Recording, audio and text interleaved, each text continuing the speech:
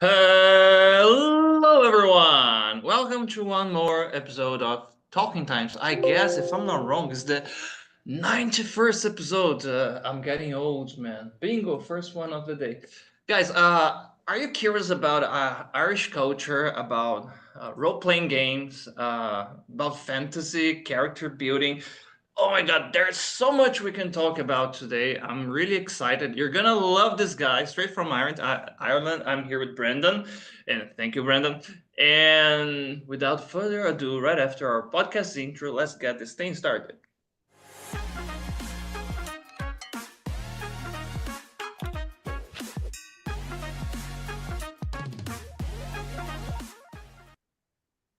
Hello, Brendan. Thanks for Hi, being here, Mike. man. Yeah, Oh thank man, you for having me. I've been thinking about a way that we could start this. I'll try not to get sidetracked, but please introduce. You're a very interesting person, man. Please introduce yourself to us. Obrigado.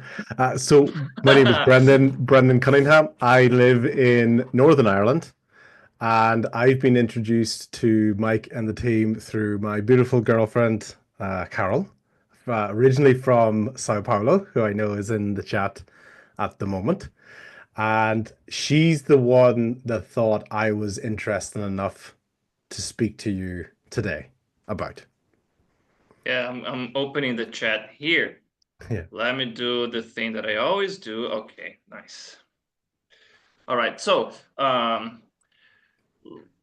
we have a lot here about Ireland, Brazilian culture, and I was thinking, man, it's a curiosity that a lot of Brazilians have. What were your impressions about Brazil? And I don't know, have them they changed it after you met Carol? Yes, of course. So the most common cliche you would assume, being from Ireland, of a Brazilian person is that everybody lives at the beach. Everybody is in bikinis and all the time and constantly dancing to any piece of music that they hear. Since Carol has been here, I would agree with one of those three, which is constantly dancing at any opportunity for music. It doesn't matter what it is. It could be samba, or she's a big rock fan. She loves Nice. Aerosmith and Pearl Jam, and even for her to be able to see Pearl Jam in Ireland was Oh, a nice. big landmark for her. So. Nice. And did you ask her what were the impressions that she had about Ireland and if they were, Yeah. the same or different after meeting you? So I was always conscious of potentially just being another gringo. That's out there. And some of her, she had a very positive attitude to coming to Ireland. She has been doing different jobs, Hmm. especially in the au pair world. So she's been in many countries. And the one hint that she got, mainly from people in England, was that Hmm. Ireland is always raining. And Okay. it's not always raining, but it is quite often raining. One Hmm. of the cultural differences when you listen to what is how people in different countries speak is she learned that we have many unique adjectives for different types of rain. Okay. And Irish people will understand the different types of rain. It could be pouring, very heavy, Okay. lashing, Drizzling? drizzling, yeah, lashing, almost violent. So even myself and my mother discovered just how many different types of rain we would talk about, which is not doesn't sound the best for Irish tourism, but it's just more it's more of a sign of the key skill that I think Irish people have, which is they would talk about gift of the gab. It's our verbal communication. It's the way we Ireland around the world is often called the land of saints and scholars. Mm-hmm. So obviously, I have very, very religious background, history, but scholars in the sense I would be very proud that Ireland, for how tiny we are, especially when you look at that map and Ireland's this thing and Brazil is this thing, the phrase I would use is we punch above our weight when it comes to our contribution to the world, when it comes to authors, singers, sports to an extent as well. So I would be very proud that Ireland, to use a boxing term, pound for pound, Mm-hmm. contribute a lot in multiple cultural areas. So I'd be very proud of that. This is very interesting because you mentioned not very good for tourism, but there is something that a joke that happens here in Brazil. We got these coast cities here in São Paulo state, and rain in Portuguese we say chuva, you know. Sure, yeah. And there are some cities that we kind of do like this trick with the name of the city because it rains a lot during the high season, you know, Yes. January, February, summer in Brazil. Then Yeah. you'd say, okay, let's go to the beach because, you know, and it's raining a lot, like pouring, you know, Yeah. this tropical rains. And then, for example, there is a city here called Ubatuba, and we call Uba Chuva. It's like Uba rain, you know, because Yeah. stuff like that. Yeah. So, all right, nice. And another thing that is interesting, this kind of subtleties, these is small things, these details, you only learn if you really interact with the culture because you will Correct. not get an English book, depending. Maybe one of ours will have this type of stuff. But for example, in a regular English Yeah. course, you will not learn this kind of things, you know. And Yeah. this is a fear, Brendan, that a lot of Brazilian students they have. I've heard stuff like this. Oh, I've been studying English for 4 years, and then I went abroad, and Yeah. I discovered that I couldn't speak English at all because you know. Yeah. That's it. And even for myself, as we'll talk about it, as I'm trying to increase my Portuguese, um, is this idea of how comfortable I am and how articulate I would want to be in my own language. And then you find yourself just trying to structure basic sentences, even trying to learn, the words of afterwards, before, meanwhile, these Mm-hmm. bridging words that help you not sound robotic, Uh-huh. of the very the simplistic to the point where you are afraid you sound more stupid than you actually are, Yes. or less Yeah. intelligent than you actually are. Yeah. Yeah, and there's a question in the chat here. Oh, Carol is watching us, by the way. She's here. Okay, hello, shout out to you, Eurimar. Hello, Marcus. Eurimar is asking you, Brendan, if you have ever come to Brazil, and what do you think? I said, oh, what do you think of our country? Yeah. Uh, so I'm going to answer that and say not yet being to Mm, Brazil, but it is absolutely on the wish list. okay, I hope to have my own beautiful tour guide with me nice. for that. And it's what interests me so much about Brazil is probably the scale of the country. Like when Carol talks about the northeast of the country or the south of the Hmm. country, like geographically they are massive areas. In Ireland, a long drive is 2 hours. That's the perspective, because you could go from the left to the right in 2 hours on a good road. So this idea that you can have culturally this different exposure, whether it is the tourist style beach towns or beach cities, the more globally recognized cities, your Rios, your Sao Paulo, etc. But to get to those let's call them less um, globally known areas of Brazil, which would be a dream of mine. Okay, yeah. If you want to know the all the regions of the country, man, you're gonna stay here for a while, you know. Yeah, yeah. You know what?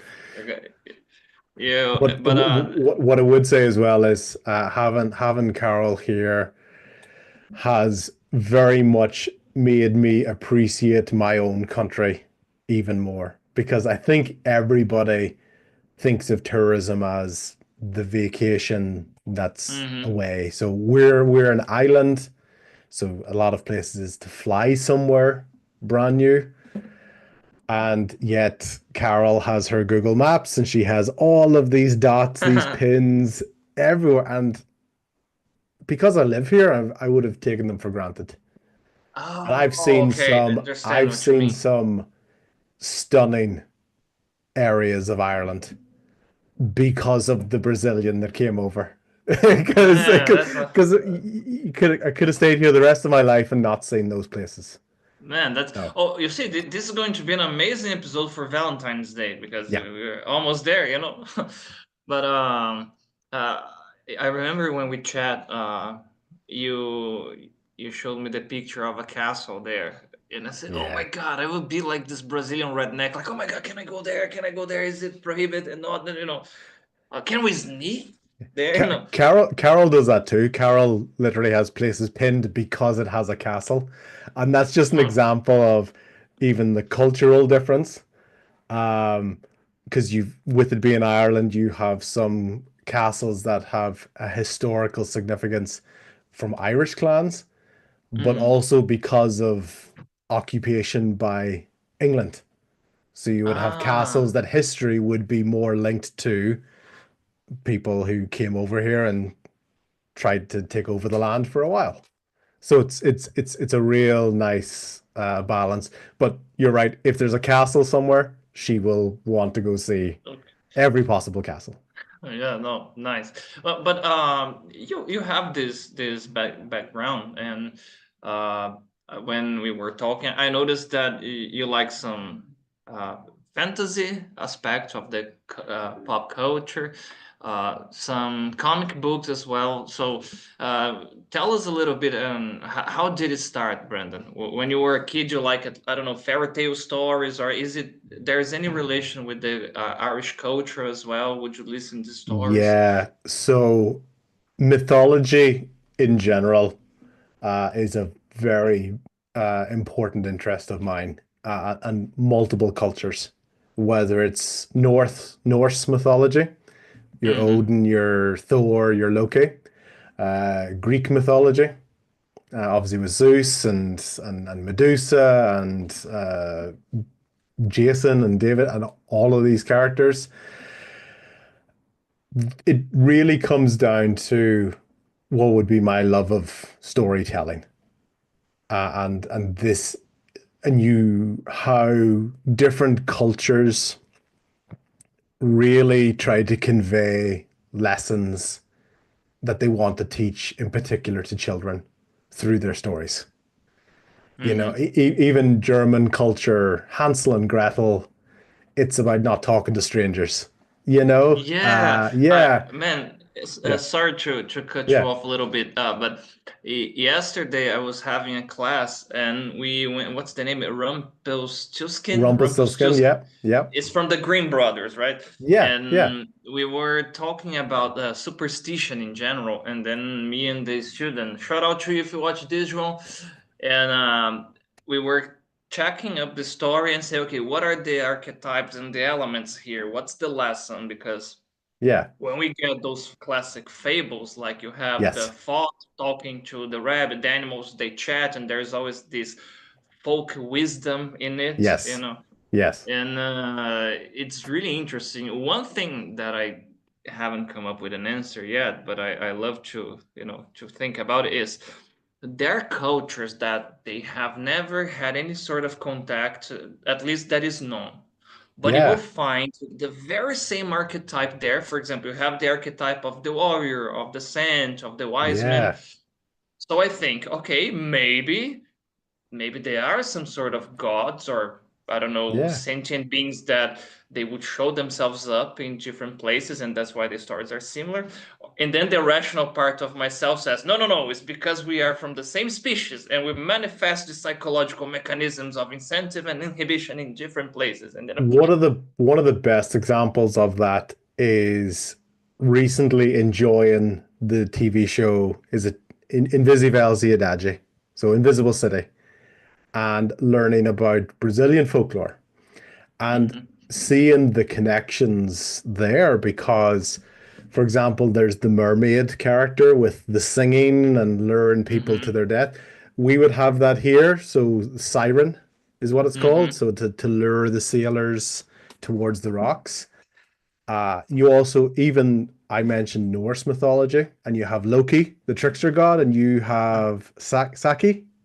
Yeah, yeah. Yeah, Sassy, so yes, Sassy, Sassy. Sassy, Exactly. and it's the same thing. It's the prankster, trickster god, um, and even I forget the character's name, but the man that turns into the boar.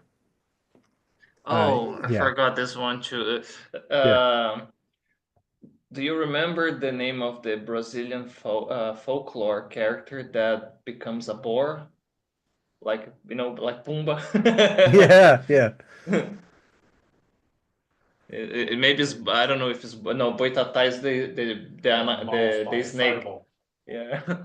But even those connections. So in more sort of Western culture, you've obviously got the werewolf. You've got that animal man hybrid. Um, in Ireland, it's not quite the man animal connection, but you've got the shapeshifter connection Mm. of a beast that's called the puka. Once again, a trickster goblin type character who often would um, entice drunk men. So I think this is another one of those lessons of drunk men walking back from the bar, and it Uh-huh. it would shapeshift into a horse, trying to entice the man that the horse will bring him home, and the horse would intentionally go on a crazy ride to basically try to Uh, teach the man a lesson about going out and getting drunk. The other key Irish folklore characters, most people will know of Ireland for the leprechaun. yeah, the leprechaun. Yeah, Leprechaun is one that I really relate to the Sassy type because yes, the yeah, prankster thing, and yeah, by the way, a movie with Sassy would be a very nice terror movie. Yeah, yeah. yeah. And But and then the other famous that you do see more has a little bit more mainstream or has become mainstream that comes from Irish folklore is the banshee. So the screaming, the or like screaming woman, yeah. So that comes yeah. from Irish folklore, which was originally linked with this idea of it's almost the connection of knowing when a family member has passed away. Because you could be out and you just hear Oh. this random scream, this wail of a massive scream from this woman, and you would I can almost, try yeah. to imitate one, you know? It would be Yeah, something like this, you know? that's exactly it. But that so the banshee, for example, would come from Irish folklore as well. That's another one of the If you most famous exports. There's a singer in Brazil, Brendan. I'm gonna share it with you. All Brazilians are gonna hate me now, but I'm gonna share with you, man, a very nice piece of Brazilian culture. Okay. There is a every time I say something like this, and we are in air, the guys from the production here is, oh my God, what's he's gonna do? Because Yeah. he's a loose cannon. No, but there is this singer here in Brazil, and she has a banshee type of singing style. Her name Okay. is attention, man, attention. They're gonna laugh now. They know what I'm gonna say. Her name is MC Melody. If you, easy MC Melody, and if you see her, you say, okay, that's the Banshee Brazilian version. But there is something here, that grandmothers they used to tell the story that if you find a moth I don't know if you Hmm. have something like this, but if you find a moth inside of the house, it means somebody's gonna die. Oh yeah, Have there's you ever lots heard of something? there's lots of variations of things like that of um even what things are bad luck to kill if they came into the house and what things are good luck to let them stay and yeah. Okay, so going to the main topic we're gonna get here. Um, when was the first time that you actually played some, D&D? And Yeah. can you explain to our listeners what is, D&D? So people that Yeah. have no idea. So D&D is short for Dungeons and Dragons, and it is a what's called a fantasy tabletop. So you preferably play with people in person, rolling dice to determine the success of actions you want to take, with a role playing element. So you design and create a character based on your classic, as you mentioned, archetypes of characters: warriors, wizards, rogues, which are basically sneaky thieves, bards, which are your traveling musicians and entertainers, and it's a lot of times is set up with one player who plays the role. It's called a dungeon master, which basically just is the games master. They're the person who knows the general direction that the story is going to go. But the big difference between playing a game like D&D compared to just watch a movie or read a book is that the players add an element of randomness in terms of how the story wants to go. So not only do you have, for every extra human you add to the party, you add an extra layer of potential randomness to that. Even the most well thought out plan in the world, say you want to have a heist at a bank Mhm. or rescue a hostage, you could have the best plan in the world and then you roll a dice to see how well you succeed. And the dice has its own thoughts, rolls high or low. And it's a lot of the time a fun game of improvisation. You can have an idea. Does it succeed according to the dice? Does it not? And you can have just as much fun whenever the plan goes awry than when it doesn't. A good example is if you ever saw a movie where, say, they want to steal something from a bank, it never goes smoothly No, because no. that's not dramatic. You know, it's Yes. if the plan if it went perfectly smooth, it would be a boring movie. There'd be no tension. So Dungeons and Dragons is really a good reason to get your friends together to chaotically basically write or play a story together. And And everything after that is just game mechanics and dice and but have the flexibility to see what happens. so for people that have never played, and I used to play more when I was a teenager up to when I was a young adult. So from my when I was 15 up to my 21, 22, when I was 22 years old, something like that. And the first time that somebody plays, Yeah. it's really, really awkward for the parents, like, what I'm gonna do, what do I have to do? And then Yeah. uh, I remember a friend that we have. She played with us for years after that. But the first time she was really scared because she saw like the character sheet, Yeah. and like, okay, so many points and information, and the DM, he said, it's fine. I'm gonna help you to what. Yeah. Who is your inspiration? Like, you want to be Yeah. like Legolas? You know, want to be like I don't know, like Geralt de Rivia? Who's your Yeah. inspiration? Yeah. And then he helped her to create a character. And something that was nice, that once she started focusing on the acting, on the story, he just had to roll the dice and then the thing would work. That's it. So It's my favorite part.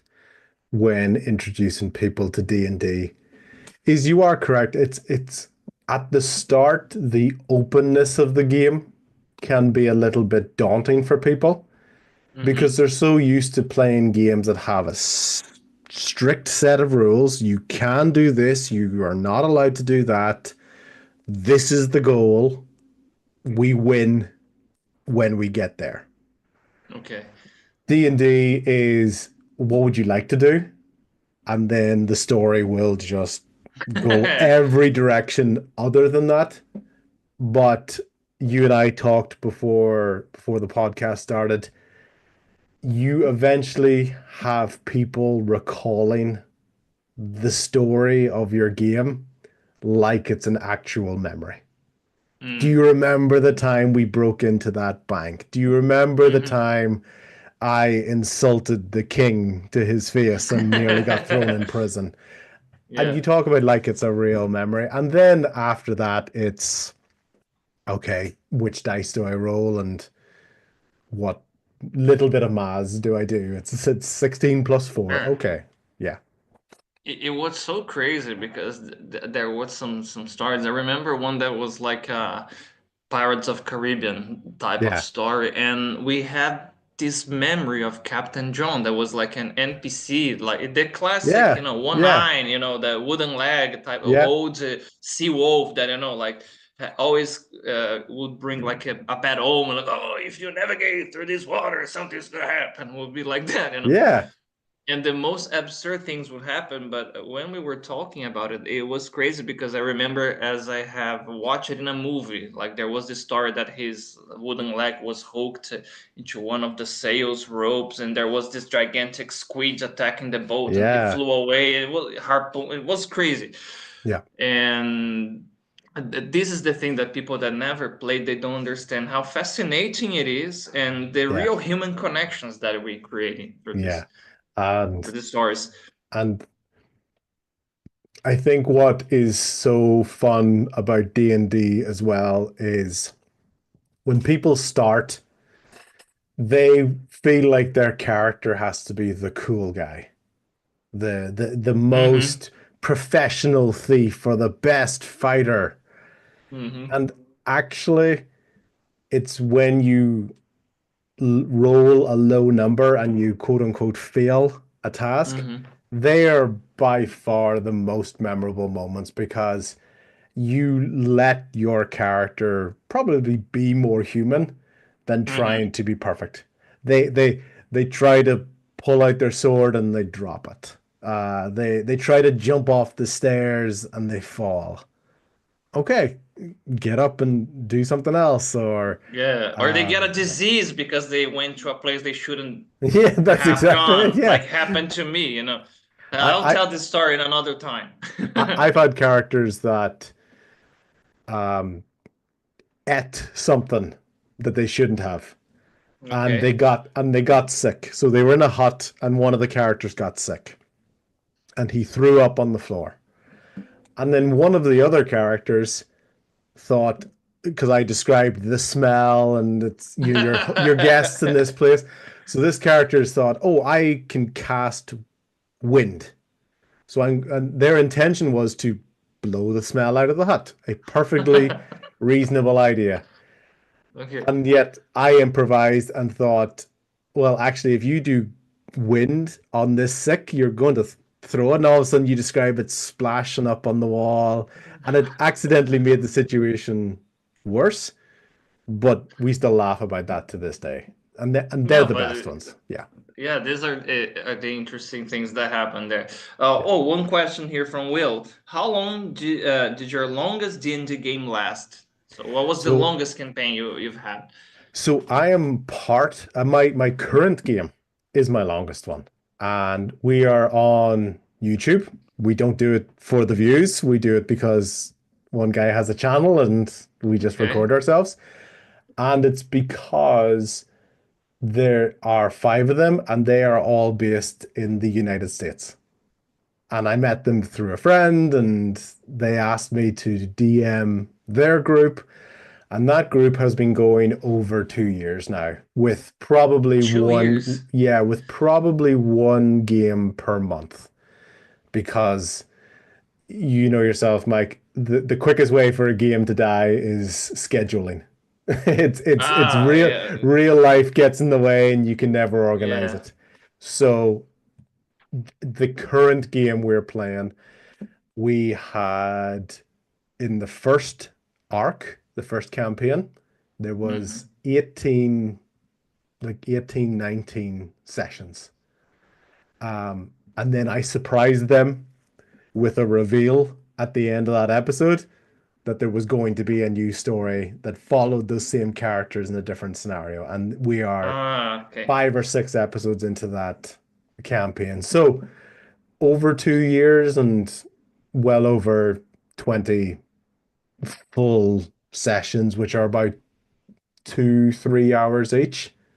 So a lot of fun times have been had. Man, and you have to finish with a nice cliffhanger, so they would be like, "Oh my Yeah. God, we have to see where this is going." Yeah. What are your favorite elements when you are creating a story, Brendan? Like, do you think of, I don't know, something settled on medieval times? I don't know, vampire lore, or what do you like to put in your stories when you? So what do I like? Because this group were starting with D&D and it was their first ever campaign, most people's connection to that fantasy world will be similar to a Lord of the Rings type element. Hmm. Archers and swords and axes and leather armor. So that's generally the easiest one to get people involved in. When creating a story, I will have a overarching, like an umbrella of a story. They will eventually, this is the big threat, things will happen, and eventually there'll be a conclusion. But my actual favorite part of doing a story is taking each player's backstories and diving into that. So the more information Okay. they can give me of, do they have family members? Do they have a long lost friend? Is there a goal that they want to achieve, and what could get in the way of that? What's a threat to them? The most memorable stories are when the player can give me inspiration to work with. Other than that, I like what you would know the term, Mike, a one shot, which Mm-hmm. is like a mini story. It's a single place, and there'll be a theme to it. So my most creative moments are taking a concept and something that's not real and turning it into a story mechanic. My personal favorite is I have created a dungeon. So imagine just a fantasy building. There's 5 levels to it, and the players don't know this yet, but each floor is themed on the 5 stages of grief. So, but That's they don't understand. interesting. So you have denial, anger, bargaining, depression, and acceptance. Oh, And that's really interesting, man. each floor is themed on that. But how can I take this idea and then use the mechanics of D&D? So anger is the easiest one you can think of. It's a fight. You're going to fight something. Okay. But why are they fighting? Okay, I'm going to think of a story that links these 5 levels. And I'm going to give them clues and little puzzles and really describe the scene. Describe what they hear, what they smell, what does it feel like? Does it feel cold? Um, etc. Create that information that they can use for their imagination. So that's I'm that's thinking that's my favorite one. Yeah. when you were describing, I thought about the prison of Impel Down in One Piece that Yeah, had yeah, those levels, and I started to think the denial level they could, I don't know, they could have to face their worst fears or the thing that they, I don't know, the yeah, future they don't want it to happen, stuff like that. yeah. This would be amazing for character development, man. It'd Yes. be nice. Yeah, so denial in my one is they walk into a room and there looks like there's a huge canyon or a huge gap in front of them. And the denial is they're supposed to see it with their eyes, but not believe that it's there. So the idea is that eventually they should just walk and they'll realize it's not a real gap. So Oh man. little details like that, which is a small puzzle, but eventually they work through it. Nice. And okay. Oh, one from Bruno here. Oh, hi, Bruno. He was here, by the way. Bruno is also a nerd, so. Good. Hi, guys. A Wincaster on the party would be really useful in this Brazilian summer. Yeah. Yeah, but it could get sidetracked. Could backfire on you as well. Uh, and Brandon, I asked you a little bit about those characters that they want to control everything, and Yeah. have you ever had to do like a shift in a story because the person was like that, or no? The thing always normally goes smoothly, people get into the vibe and. Oh, absolutely not in terms of does it go smoothly? Like, never go smoothly in the best way possible. Nice. Because in the same way that you can have a good idea, but sometimes adding more voices inspires. And there have Hmm. been times where someone has maybe felt a little bit nervous and said, "Oh, I hope he doesn't do this." And I'm writing it down as they're saying because like that's a really good idea. I'm gonna do that and I'm gonna pretend that was the idea all along. One of my favorite examples was I put a lot of effort into creating a monster. And this monster was in a bar, in a tavern, in a pub. Okay. And it was going to be a massive beer keg that came alive, had arms and legs, and it had really cool attacks. Like it was going to shoot out beer and all this cool stuff that the and it was going the to roll and the damage. Yeah, the dwarf fights the monster like this. No. yeah. So I was going to roll. It had all these cool attacks in my head. Turn one. Turn one. Okay. My new character didn't get to do anything. One of the characters who had just learned like fireball, and Oh, they never use it, right? yeah, and they this thing had a big mouth, and I made a big deal of it shouting and beer spitting out, and she goes, "Can I aim for its mouth?" And I just in that moment I could have been thinking, "No, this is my precious monster. I need to show it off." Hmm. Instead, I just went, "That's extremely clever. Alcohol is flammable." Hmm. She threw it and it died turn one. But it was such a cool story moment for the character because it rewarded them for being smart and trying something different. Instead of being so precious, no, I need to show off my monster. I was like, if it dies turn one, cool. Because they still talk about killing that monster. But if it had been a difficult fight, it might have been forgotten about. So Yeah. reward their creativity, but the other side is punish their stupidity. So if they do something really stupid, then there's a consequence to that. But reward the times when they are creative and smart. And this is very interesting. You mentioned something that makes a lot of sense. Sometimes we see these billionaire movies being released, and it flops. And Yeah, then you imagine, okay, why did it flop? And when you see is like these perfect characters that have no flaw, or you watch the movie, there's no actual moment where you feel that the character is actually in danger, like, oh my correct. god, the character is going to die, so Yeah. so the story gets boring. So these so-called flaws that we see is exactly what makes the character reliable or makes us curious, right, about the story. I think a good example of that sometimes can be movies that include Superman, for example. Hmm. Superman has so many powers. He's fast and he flies and he's got heat vision and he breathes cold and to the point that they had to just invent a Kryptonite, particular yeah. a kryptonite thing, and that's his weakness.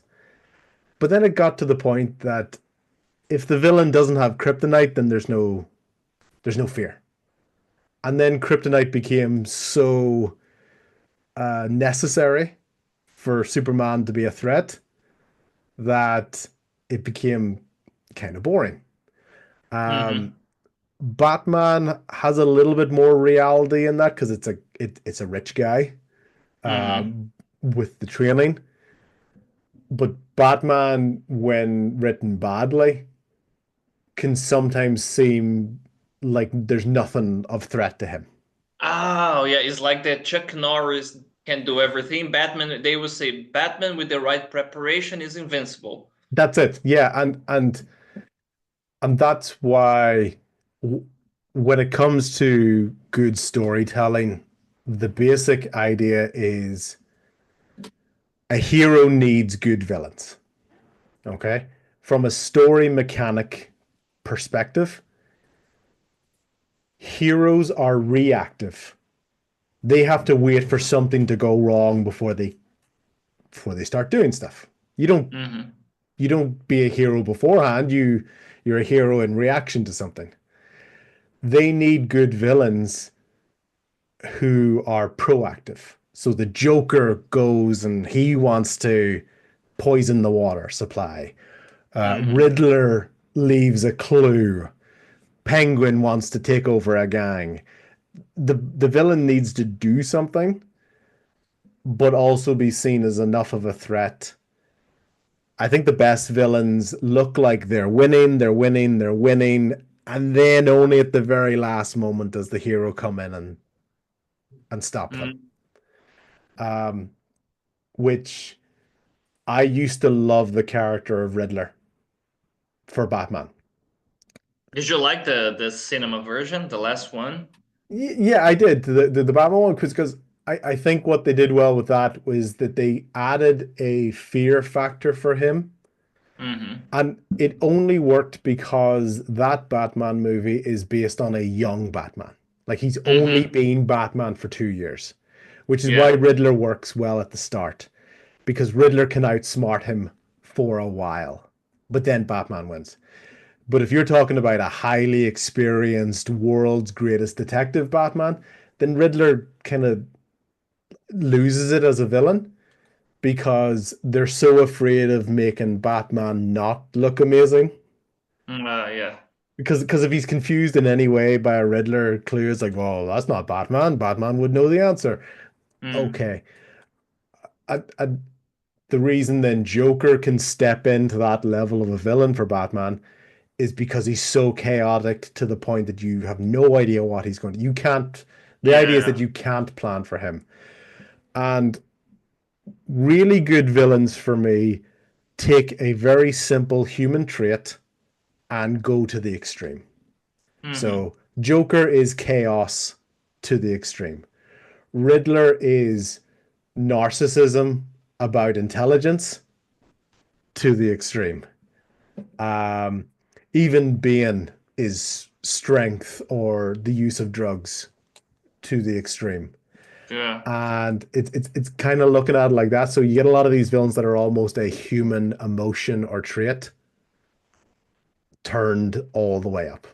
So And I guess that's the secret because I don't know if you see it that way too, Brendan, but uh, the heroes they are supposed to be there as a sort of an inspiration. So I know I will never be Superman because he would be yes, like the archetype of I don't know morality, profession, whatever you yeah, can call it.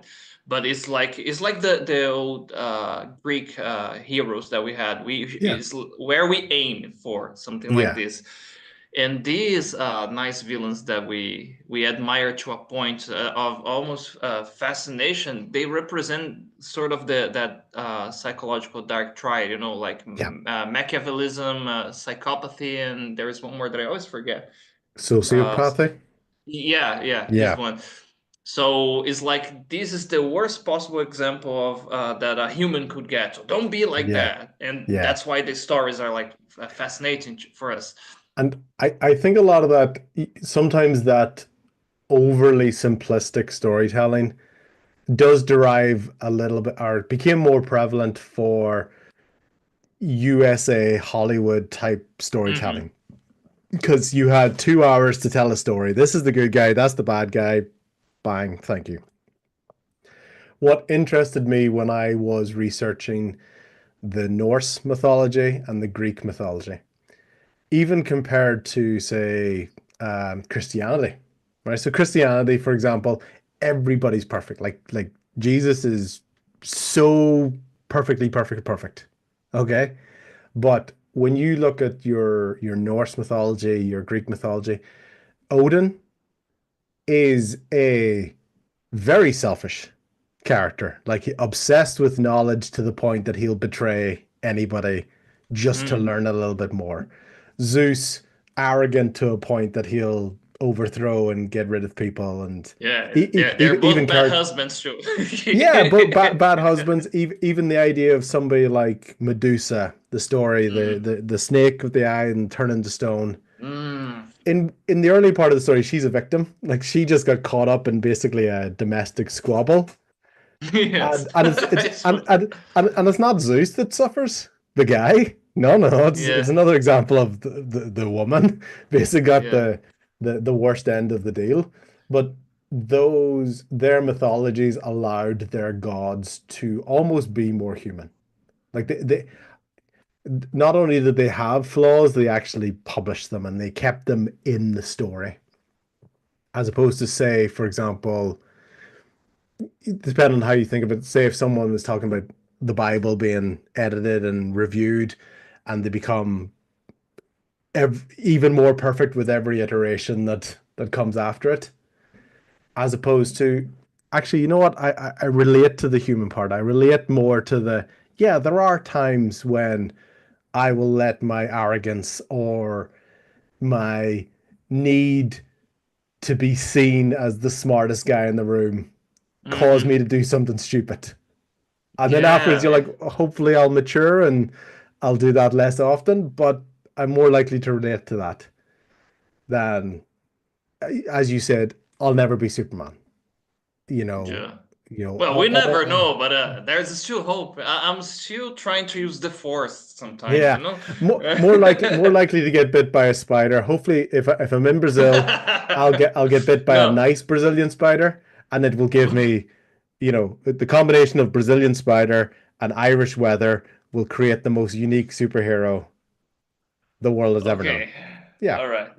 Okay. I hope you don't get bit by the one we call Armadera here. That would be fucked up, man. If you see a lot of banana trees here, just don't go That's around them because it's a big ass spider that lifts its paws and is yeah, it's a bad yeah, one. But there absolutely. are some cute ones in that eat mosquitoes inside the house and this type There's of cute stuff. ones. Yeah. Okay. Okay. Yeah, yeah, there are a few. Oh, one more from the chat here, I Yeah. guess. Um, okay, they're talking. Okay, you guys are chatting amongst yourselves here. Good. Okay. Oh, one from Bruno here. Okay, Brandon, do you like the way animes develop their characters, the overcoming of difficulties, all the training to get to the goal? You know, the character building in mangas and animes, Brandon. How do you see them? Yeah. So I would say that manga and anime is not my specialty, but I would know about it from a storytelling perspective. I think what they do well in terms of structuring their story, which, if balanced, it's a fine balance. Okay. Say Pokemon, for example, the cartoon. Mm-hmm. Ash Ketchum is this 10-year-old kid who took 25 years to win his first Pokemon tournament.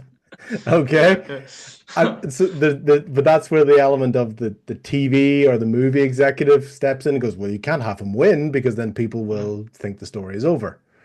But what they do well is when that character finally wins, it is a huge moment and they've earned that moment. Or when a character dies, you've known them for 100 episodes. You really feel like you know them, and it means a lot when they're no longer in the story. The fine line is if that takes too long and you can see you're just putting another obstacle in it for the sake of extending the story length, or as a as a preference, say Dragon Ball Z is a good example. When hmm. as soon as a new enemy comes along, there's always a brand new super level of power that they can now reach because they believe so much more than they Yeah. did 40 episodes ago when they discovered the last, never achieved level of power. And there just becomes this imaginary, oh, well, I know we're going to beat the bad guy because he's going to discover a new power. Hmm. And you can get that balance of, is it really a threat? Because Goku's never actually going to lose because he'll discover another way to just win. But that goes for all stories, manga and anime in particular, because the length of the shows they do sometimes go hundreds of episodes. So that's where they have, in my opinion, that's where I think they have to get a fine balance for that. Do you do you think that the creativity in terms of storytelling and the movie scripts are getting lazy, like a lot of sequels and I don't know remakes, or are you still getting surprised with new movies and new shows? Um, yes. So the quick answer is yes. The sequel argument for me, even as a business consultant myself, I can look past that and go, in the same way, if I sell a product to a client, because Mm-hmm. they now like me, they're likely to buy from me again. So that's the sequel. That's the sequel idea. So I'm okay with that. I think for me, when I watch TV shows, all I want to be able to feel is whatever happens to the character seems to make sense for them. Yeah. And Okay. what I mean by that is if a TV show has the hero doing a lot of stupid things and they just happen to work at the end, nah, that's what's called plot armor. The Yeah, idea yeah. that just because of the main character, that's the only reason it works for them. You in the same way I talked about reward creativity and punish stupidity. There's a lot of times where a main character does something very stupid and they only get away with it because they're the main character. So I think it's always about connection to the characters. You know, it's does the actions or the result of this story make sense for that character? The way you are The describing made me think of two two shows. So one is not actually, yeah, it is a show, but it's uh the book saga from this guy Bernard Cornwell. You know, okay. oh, I love him, and he writes about this Saxon I'll get you to story. I'll get you to text me the book series. I'll look for it. Oh, you're gonna love it, man. And something interesting about the main character, Uhtred, he does a lot of stupid things and a lot of Mm, bad decisions. So you will see in Bernard Cornwell, he likes to write characters like these. You know, for yeah, example, he will start a story with this old monk with only one hand telling the story, and then he said, "I'll start to say to tell the story when I was a young warrior." And then you said, "Okay, eventually he's gonna lose an arm or a hand, and yeah, this something's gonna happen." But wait, he's like a pagan warrior, and he's gonna end up like a monk. So he's very good because at the very first, the very beginning of the story, he hooks you up. You want to know yeah, uh, yeah, the path that led to that character being like that, you know, in that yes, situation. yeah. And the other one that would be an example of what not to do, it would be Game of Thrones, the TV show.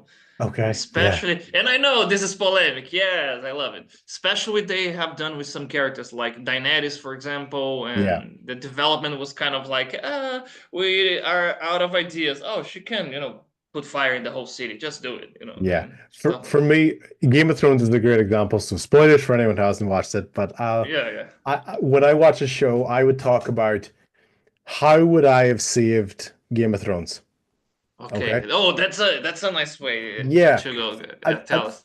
and the way is, I think I could have saved.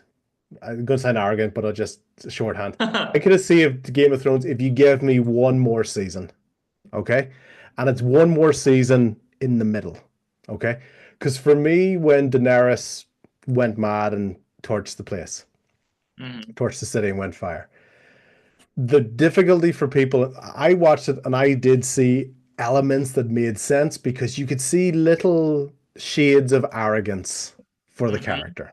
Okay. And then some bad stuff happened. Her friends died and she went crazy. If you give me one more season after she sets fire to the city, the start of that season is she's very, very mad. Her friends have died. She's all angry, but she remember kind of has a thought of who she thinks she really is. So she actually calms down and she feels remorse. So once she stops feeling angry, she feels remorse. And you have a couple of episodes of her feeling bad for that. All these innocent people that she killed. Then during that season, have more bad stuff happen. Have more people close to her die. So she tries to rule the city and she's trying to do it in a nice way. But King's Landing, those people aren't listening to her because she just torched the place. So Mm. realistic for them not to listen to her. And her frustration grows and grows and grows. Okay. To the point that she then does something drastic again. It's because now you've established this character is so focused on their belief that what they are doing is right that everybody else arguing from their perspective is getting in her way.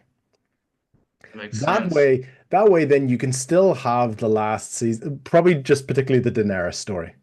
You can have this idea that she's a good person, did something bad, felt bad about it, arrogance and frustration builds up, and then she becomes the dictator character that you think about.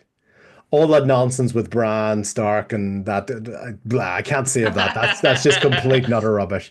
But in terms of how do you work her character and have the most important characters doing stuff, never mind as a lover of villains, Game of Thrones threw away two of their best villains for no reason Sir. whatsoever. Oh. Cersei and the Mm. Night King. Yeah, The yeah. Night King, the Night King was built up and built up and built up, and then Arya comes along, pokes him in the stomach, and he's gone. Yeah. Oh, okay, well, he's gone. I was the same. I was exactly like the same. But what about the Jon Snow, the song Yeah, Ice and Fire, and all of the yeah. development? They just popped him. They popped him like a balloon. She just came Yeah. along, and it was yes, it was a badass moment for her, but it's just like poop, gone. Yeah. So Night King went away, and then Cersei drinking wine in the tower, and Yeah. then gets crushed by some bricks. Oh my God, you took two, and that's a great example of you'd done the hard part. You had created villains that everybody wanted to see get their ass kicked, Mhm. and you just threw them away. And that for me was like, I can kind of work with the Daenerys story to see how a hero becomes a villain because from their perspective they're not a villain. Those two are just two outright evil characters, and everybody wanted to see them lose, and you just threw them away. So that's Man, that's my perspective. no, it's amazing. This is gonna be a nice cut. How to save Game of Thrones, and then we're gonna use this part of this conversation. Oh man, one good example of not a hero becoming a villain, but to understand the villain's perspective. And it was with Thanos, in Yeah. the Marvel movies. They really show like, well, I'm doing this for this logical reason, Yeah. You From know. and that's what they did so well with they basically let Infinity War be the why is Thanos Thanos? Mm-hmm. And regardless of economic theories and all that sort of stuff, he's like, okay, from his perspective, if I don't do this, people will starve and die, and they'll still die, but they'll die slowly and painfully because they'll starve, or there'll be war because there's no resources. He's like, but then in Endgame, they add to that because the Thanos that won obviously should have gone for the head, Mm-hmm. right? Uh-huh.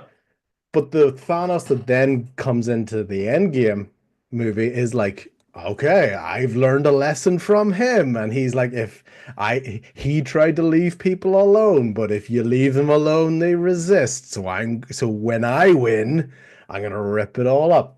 And then, but they benefited from having 11 years of movies where when Captain America has the hammer, it's amazing. Man, When, I saw people crying, oh screaming, yeah, shouting. It yeah, was really, really unique. It was the first time I saw a crowd like that. yeah. Well, Brendan, I will propose one thing here. Eventually, in the near future, we can have a whole conversation only about the this Sentry, the Marvel character, because he's like this encapsulation of villain, hero in the same Yeah. guy that Bob. It will be a nice.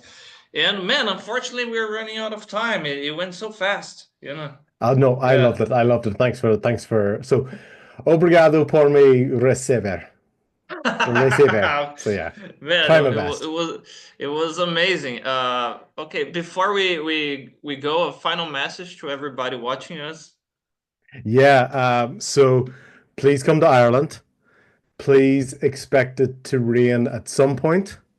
You are Brazilian, so you will be cold here, but lovely people, lots of sights to see, and even to bring it back to a from a like a language development for one of the small tips I would say is to remember that when the word begins with the letter R, in Portuguese, it's pronounced from our perspective like a H. The best one being hato. Hmm. So Carol's doing amazing with her English. The only time I've ever seen somebody for a split second trying to figure out what word she was saying is when a word begins with R and she says it like a H. So that would Mm. be from a technical point of view, would be the only thing I could think of. But you will you'll find lovely people who do not dance anywhere near as well as you do, but we make up for it with enthusiasm and welcoming conversation. So Okay, I would love to have this chat in an Irish pub with a nice cold beer. That would be 100%. amazing. Thank you so much, Brandon. It was a pleasure meeting you, and thank you, Carol, for making this possible too. Yeah. It was very No, nice. thank you I'm for having me. waiting you here as well. No, thank you, Mike. It's been fantastic. Amazing. And guys, thank you so much for being here with us, for sending us questions. Don't forget, subscribe to the channel, leave a comment. This episode is going to be on Spotify tomorrow. Hope to see you on our next episode of Talking Times. Bye bye.